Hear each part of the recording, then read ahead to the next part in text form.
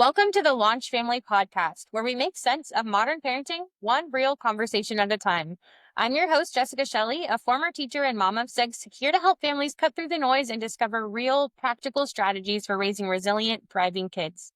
Today, I'm excited to introduce Scott Martin, an educator, principal, coach, and author with decades of experience supporting families and students around the world. From growing up in Kenya to leading international schools in Indonesia, Scott brings a global, thoughtful perspective on what truly helps young people flourish, not just academically, but in life. He's the author of The Six Pillars of University Readiness and The World Needs You, and his newest work focuses on future proofing our children in an ever changing world. Today, we're diving deep into the universal truths of parenting that hold steady across cultures and how we can build resilience, adaptability, and real world readiness into our children's daily lives. Scott, welcome to the show. Thank you, Jessica. I'm excited to be here. Thanks for having me. Yeah. Well, let's get a little bit into your background first, just to give our listeners some context. So, can you share a little bit about your background in education and leadership and how your global experiences have shaped your parenting philosophy? Yeah, absolutely. Um, yeah, I come from a long line of educators. My parents, even my grandmother. Back generations, we go back in education, and I think that uh, prepped my mind, kind of laid the groundwork for how I observed life, and other people's experiences. I did grow up in Kenya. My parents were educators at Kenyan colleges. Um, and so I started observing college students, because that's when that transition between you're part of the family to you're going out on your own. There's a window there that kind of gives us a snapshot into how are these people are going to thrive and flourish beyond here. There's very clear telling markers. And ask most any college uh, professors, and they can identify those who are on their path to flourishing fairly quickly. And it's not necessarily academic ability, which is kind of what everybody expects. But yeah, so I started observing it very early on. And then I went to boarding school because the schooling situation was in Kenya. And so I had five roommates, and we all were having very different life experiences. We shared a dorm parent, a different parent each year. That was our commonality. But there obviously was something happening different that prepped us, right? How could these five people who had the same dorm parent that year, attended all the same classes, had all the same schooling, same access to opportunities. How are we having such vastly different life experiences? I mean, one roommate could be absolutely miserable and crumbling under pressure, while others of us were thriving and really enjoying life and went on to have fruitful careers while others struggled.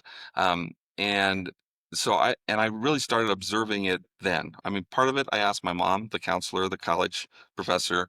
I would come back and say, any ideas like how I can help my roommate? He's really struggling with this and that. And she would always ask me these questions about the parents and about the relationship they had with their parents and what was the decision about going to boarding school and all this. I mean, all those questions. And so I was asking those questions of my roommates early on because that was just how my brain worked.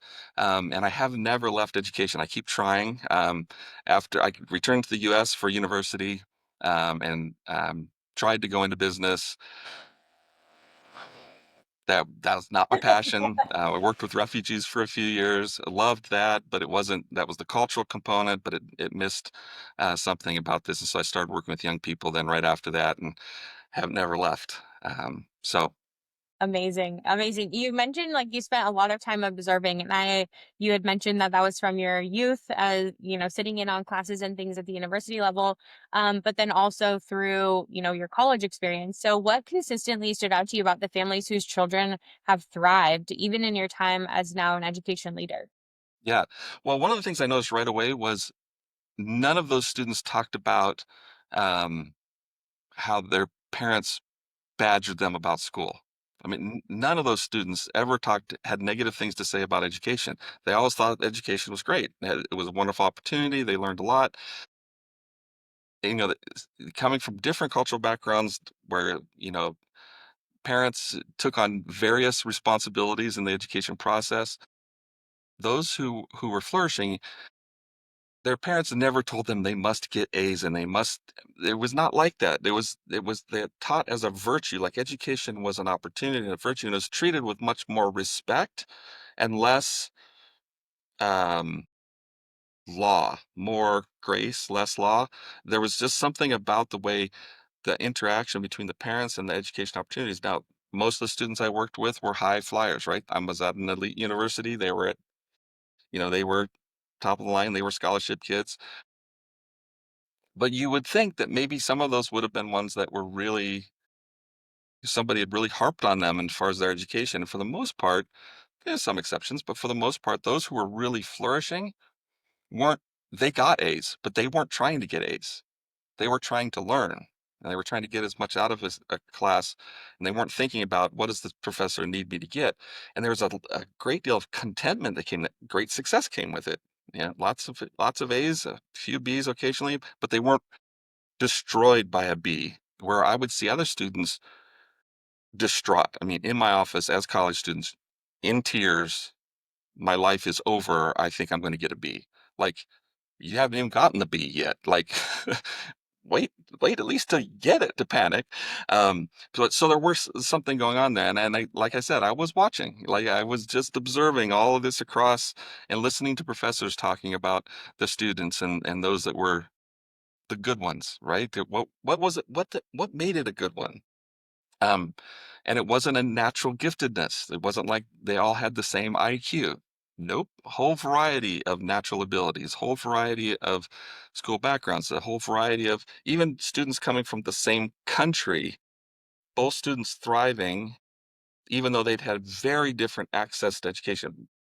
Elite private high school to public school didn't matter as far as why they were flourishing. And so that just got me curious. And so I just kind of kept making mental notes.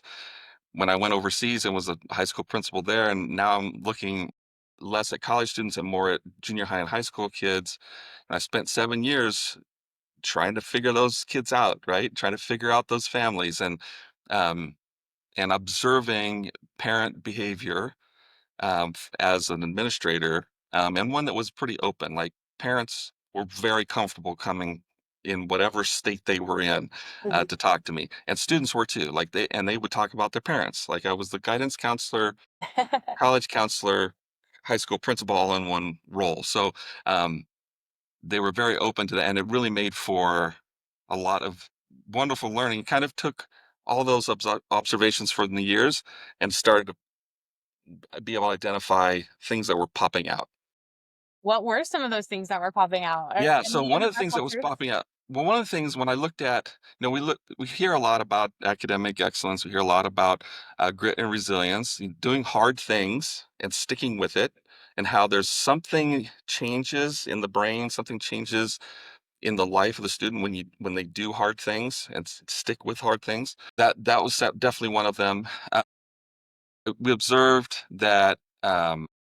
That emotional intelligence, the ability to adapt and roll with it was beyond personality. I thought I had studied a lot about personality, so I thought certain personality types were maybe more likely to thrive.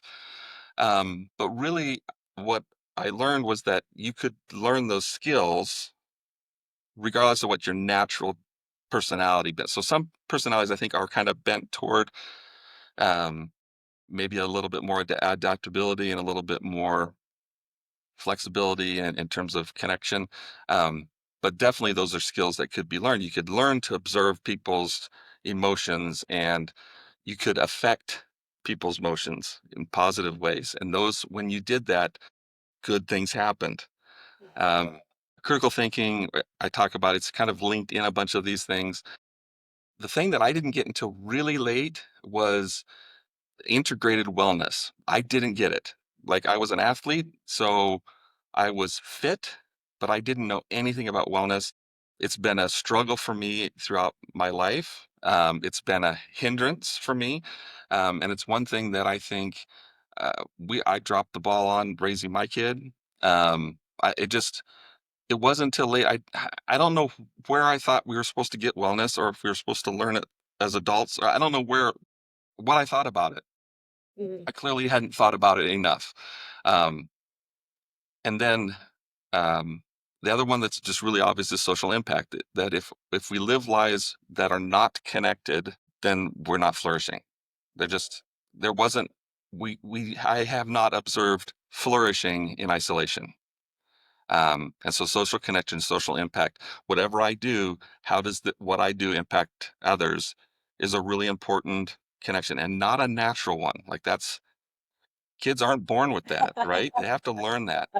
And then the one that um, seemed obvious to me because of my own cross-cultural interconnection, having grown up in different countries and worked a lot with international folks, it was really clear that that was giving those students had a huge advantage.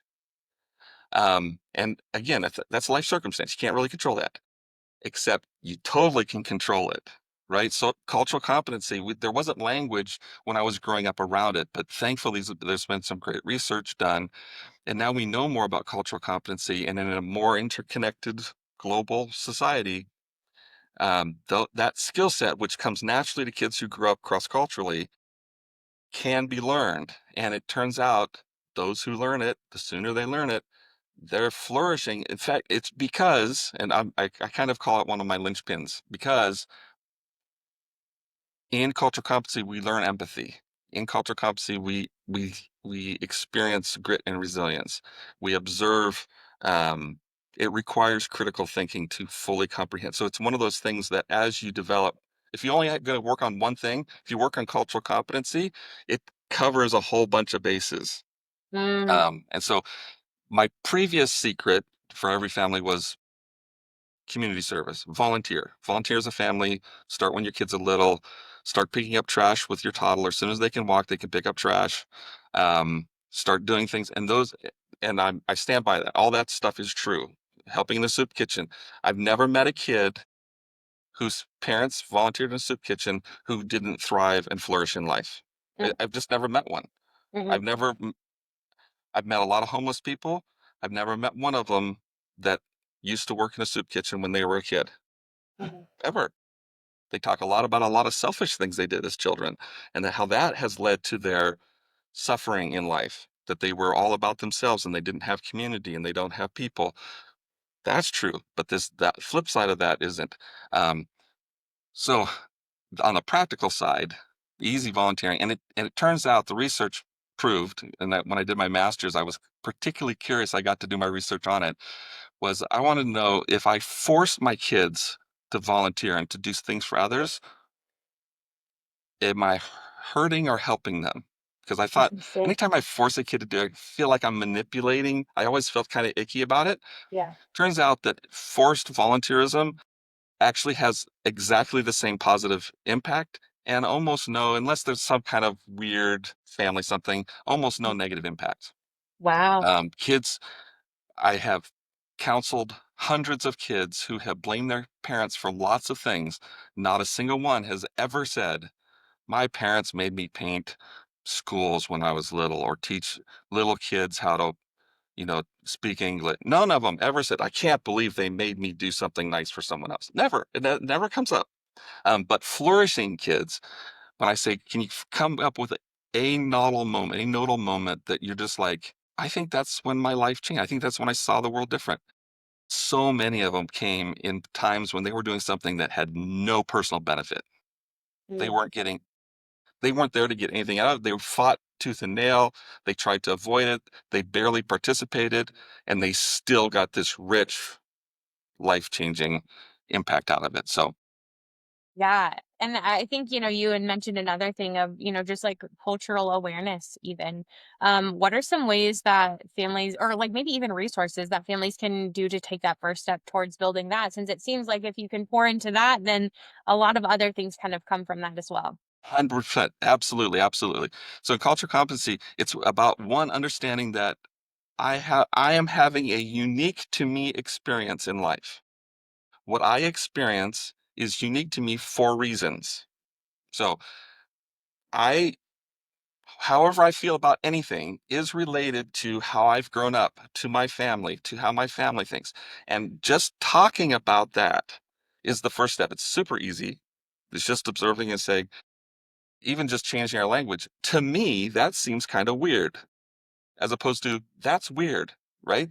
Mm. So you're saying you're still conveying weirdness, but changing language around it to say to me, because the kids eventually will ask, why do you keep saying to me? Isn't it just weird?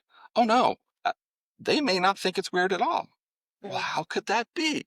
Because we experience the world differently. We see it differently depending on how we grew up. We have a culture. There's a culture in our little community. When I do college transition, I talk a lot about each college has its own culture.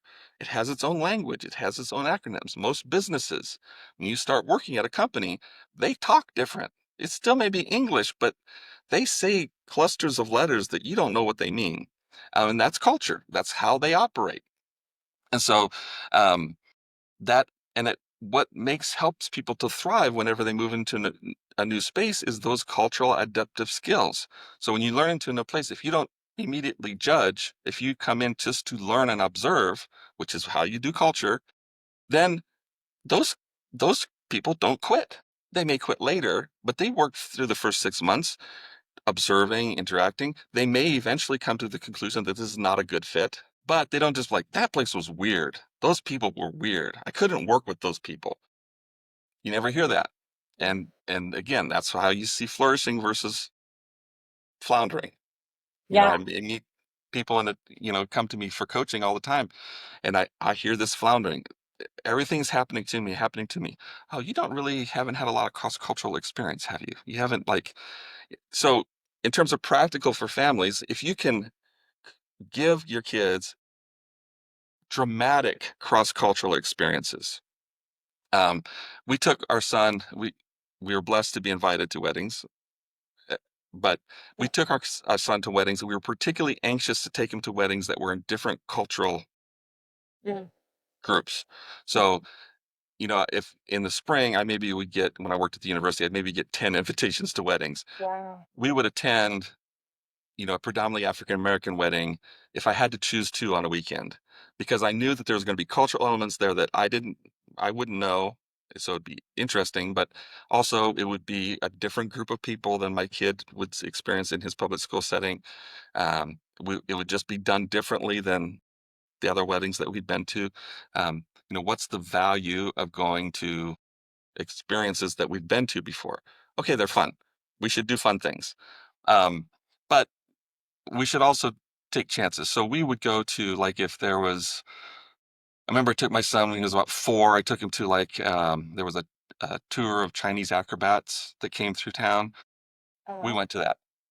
I'm not particularly into acrobats, but we sat there and we talked. It was beautiful. There was lots of color, and it was just so different from anything we'd ever seen. The same thing was when I went to the state fair. Very different from how I grew up. Like that local, like I didn't have a local community activity. Rural stuff was way outside of my comfort zone. But we did that. We would go to, when my son was 5, our summer activity, we went to North Dakota to attend Native American powwow.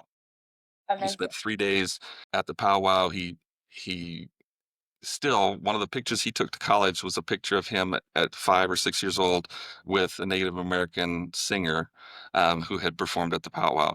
Just very different, very accessible. Like, I had family in North Dakota. We stayed with family.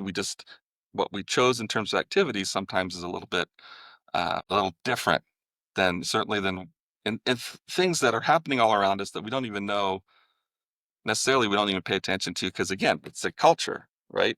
Mm. So shopping at the local ethnic market, very easy to do, right? You're gonna go get milk and stuff from somewhere. Why not get it from the Mexican or Latino grocery or the Asian market? It's going to be a cultural experience, right? It's going to be different. They're going to organize the shelves differently, and I think the more comfortable our kids are with those kind of simple things, um, and sometimes you, you don't get what you needed there, or you have to change your plan, and that's all part of that adaptability. That's such a valuable lessons for kids to learn. Um, Yeah. I think too, like one of the points that you had mentioned earlier was like this kind of free from judgment, right? Like when you're going to these places, honestly, like I have 6 children of my own, and we do a lot of different things. Like we moved across the country and we experienced our first Mardi Gras, Yeah, where we're at in the South, and it was a cultural experience, like part of everything that it is down here. And um, you know, it's more of like we had to be comfortable. Like we didn't grow up that way, so being comfortable in those situations and asking questions like, oh, well, where is the best place to go and try king cake? Like, oh, what is this? Oh, is this part of like the tradition? Or like just like engaging in the conversation, I think is really key too. And you mentioned like the social element of that. And so typically when we're in social settings that are different than our culture, right? We encourage our kids to ask a question like, oh, is what do you like to eat? Or that can be in and of itself an experience, right? Like, okay, we're gonna each bring something different to lunch and like swap it with a friend. Like that food connects, I feel like, everyone, right? absolutely. So, Yeah, you I mean, mentioned, like, the market and, like, looking up try different recipes in your home, invite friends from your community in to come to your home. Like, all of those sorts of things, um, to bring culture to you in addition to then seeking opportunities to be part of other things as well. my son's uh all his first babysitters from before he could speak, we tried to find international students, people who spoke other languages for his babysitters, and we'd encourage him, like, teach him how to count, teach him how to say hello, teach him how to be polite. How would he be polite in your home country? Those are the things we want him to learn while you're babysitting. We don't worry, we're not carrying, there's no TV, there's no screen time. This is you and he get to play however you would play if this was your niece or nephew back, at home. Um, and here's a kid when he gets to kindergarten, he can count. When we went to preschool, and they're like, well, they're checking off the box. Can you count? And I said, in 7 languages. And like, what? He didn't put any effort into it. Like it wasn't like he was a gifted linguist, but he could count in 7 languages, and that was only limited because we didn't like him having babysitters that much. Like we liked hanging out with him, and we only had one kid, which makes a huge difference. Um, so those kind of things, very easy, simple things to do. And you're absolutely right. Going in and asking questions. One of the things I tell students a lot of times, like your first 6 weeks at a university, you're adapting to culture. So you have to act like the most impressive extrovert you've ever met. Like you're not changing your personality. I'm an introvert, but I'm going to act like an extrovert when I get into this culture. I'm going to ask questions. I'm going to be curious. I'm going to walk up to strangers who are happy and enjoying the experience and just be like, I just got here. What's happening? Right? Yes. I've seen extroverts do that and I've seen how much they get out of it. That's not my natural personality. But with kids, I'm going to do that because I want to teach that because that's the lesson, right? Ask questions, be curious. Those are really important experiences for kids. I love that. And you're working on your next book about future proofing our kids because again, part of culture, we're evolving, right? Like the world is our oyster now more than ever. There's so much information, there's so many resources, ways to connect. What does future proofing actually mean in today's world? Yeah, so it came out of my book, the World Needs You, is kind of the for the parent. Attention, I mean that's who I wrote it for. It's for the student, the recent graduate from college, the person who's struggling, not getting full value out of life. But all the same principles apply to us raising kids. And the idea of being future proof is the people who having no trouble with the rapid changes in life experiences, the people who are adapting um, most eloquently to what's happening in life, rapid changes, if they in an industry, socially, culturally, um, they all have common characteristics. They're the same characteristics that universities are looking for in applicants. They're the same characteristics that we've just talked about in terms of what the world needs from us as individuals, and they're the same ones that make us future proof, adaptable to learn. If I know how to learn something new, then even if I have a degree in something else, if that degree is suddenly no longer marketable, I can adapt it because in that degree, I learned how to learn that content. And now I can learn new content. Easy. My wife studied family science in college. She thought she'd maybe go into social work, counseling, something like that. Um, but she did it well. She flourished in college, learning how to learn new content. Um, After working in that field for a couple of years, she had an opportunity to work in a IT setting, in an information technology uh, company, and she said, I just applied those same skills, the same things I learned from family science. I just applied them to new technology. Thrived. I mean, she absolutely flourished in her field. She's extremely competent high flyer, but it's the same skill set. She just had learned how to learn. And so the new thing's not scary. People often comment on how brave she and I are on doing things, and it's not that we're that brave and we're not that skilled. But when I replumbed and rewired the basement, people were like, "How do you know how to do that?" I didn't know how to do that, but I knew that I knew how to learn things. Mhm. So, and some of those things didn't take that long to learn. Some of them I'm still learning and relearning. Um, but I think those are the same skill set. That's how we flourish. And for future proofing our kids, being able to that adaptability, Mhm. huge. Things are changing so fast. Careers that are absolute $1 million makers today may not exist at all tomorrow. Like it literally can change overnight. Um, We think And too. I that think doesn't mean that humans lose value, right? We're still yes. valuable. We're valuable to each other, um, and we can adapt and figure out how to live. Absolutely. I think too the teacher part of me, my background is also in education. I'm Yes, thinking of growth mindset, right? Like learning is always happening. There is no end to learning just because you finish a grade level or you finish school or college or trade school or whatever, even in your career. Like there is no limit to learning. You are always learning something new, whether that be skills, information, applying it a different way, as you mentioned. As parents on this journey, we also can reflect on how, gosh, even developmental stages, you feel like you got it figured out. You learned your child at 4 years old. Oh, now they're 5. Now we're learning again, like how to parent a 5-year-old. And as someone, I have multiple children, like even though I've taught, or even though I've like raised a 4-year-old before, this new 4-year-old is not the same this as one's the first one. different. Same culture, same family, same DNA. What in the world is going on here? Amen. Absolutely. So, in this, not only are we trying to teach our children to have this kind of open mindset and like I'm consistently growing and learning, but also parents are kind of forced to be in that position as well, where we're evolving along with our children, hopefully. Yes, So if a parent is feeling overwhelmed by the pressure to like do it all, right? And do it all well, I think is another piece that kind of plays into that. And a little bit of shame that comes from, decisions that we have the best intentions, but then of course we're not perfect and not everything is going to work for our kids or our family. But for those parents that are feeling overwhelmed right now, where should they start? What do you think is going to be like the best bang for their buck or practice or strategy that they can implement today? yeah. I think the simplest practice is any kind of reflection.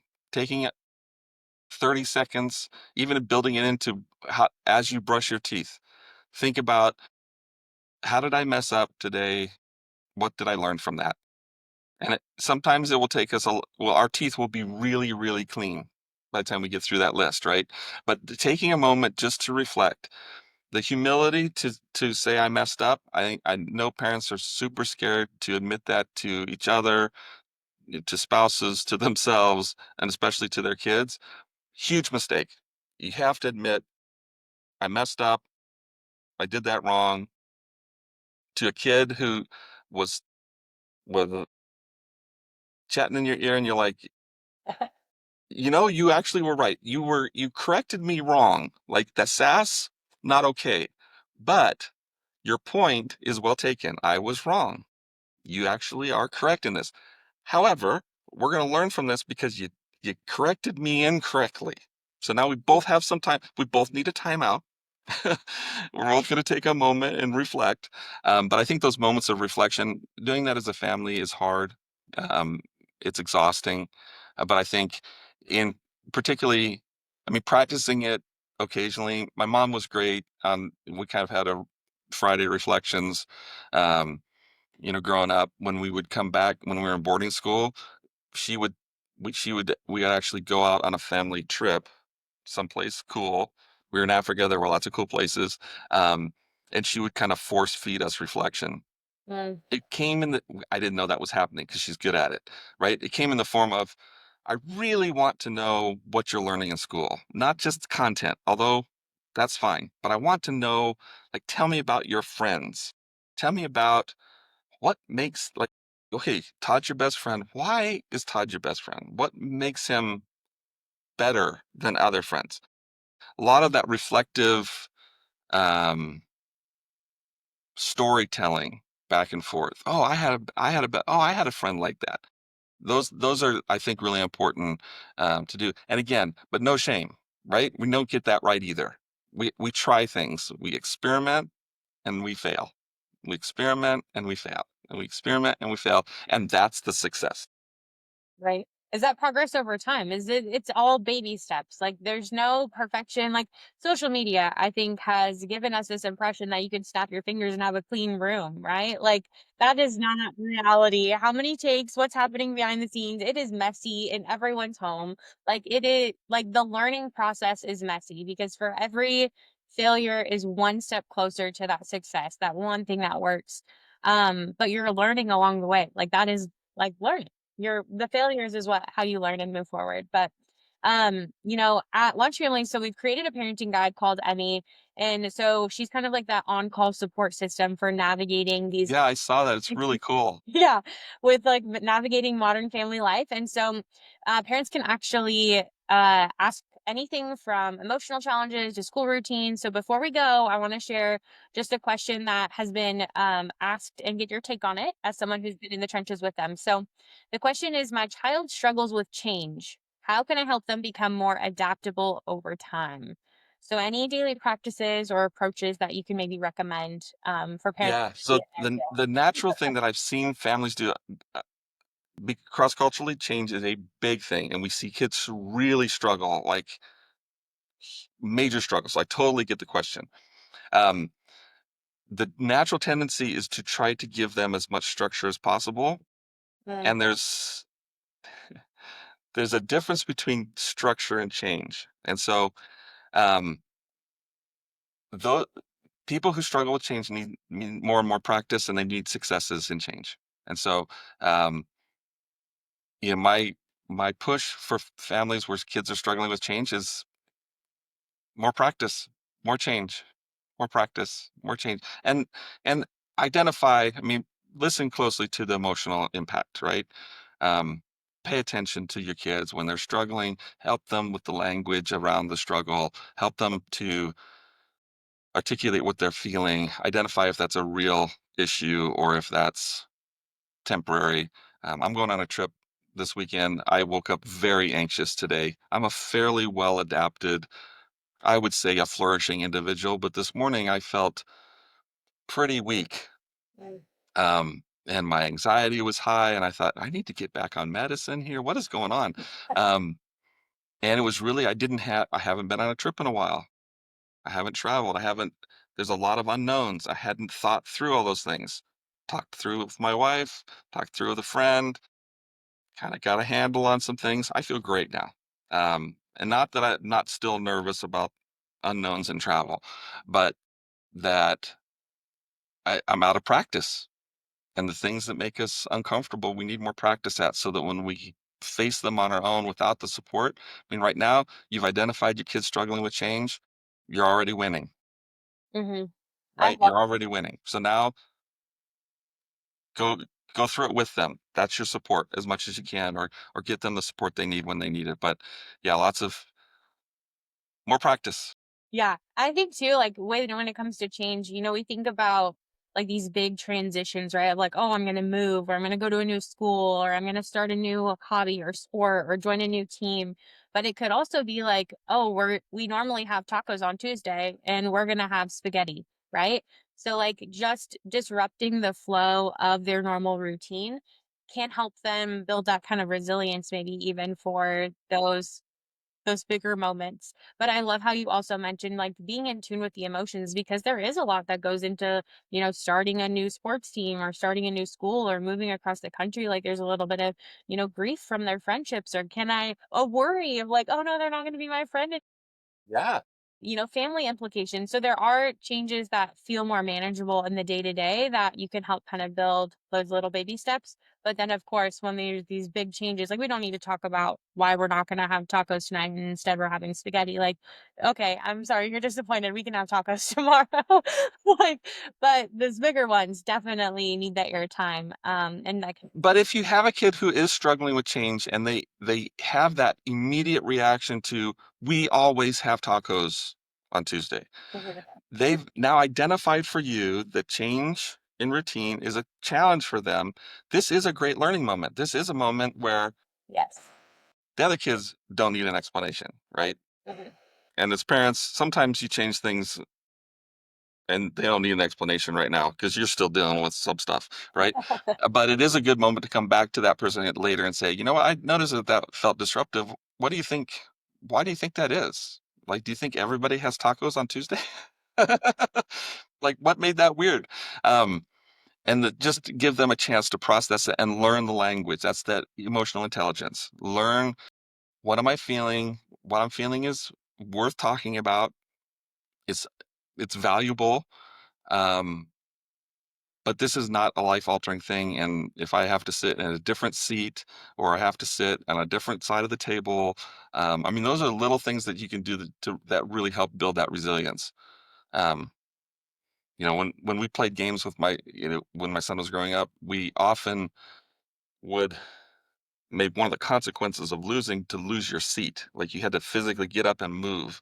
So one of the, when we played Uno, instead of drawing two, you could move two seats and then take their hand. Like there was, I mean, you just kind of throw in some games. Games, by the way, on my sidetrack, are great ways to teach. They learn these lessons in games. So anytime you can play games with kids, they learn resilience and grit and change and adaptability and all those things. But yeah, sometimes just physically changing your seat changes how you see the world, right? It's Love that perspective. it just does. Like, oh, when you sit down to eat, you don't look at a refrigerator, Right. right? I mean, I know kids that have literally sat in the same chair for 5 years when they ate meals. Mhm. To me, that's weird because I was never even in the same country for 5 years in a row.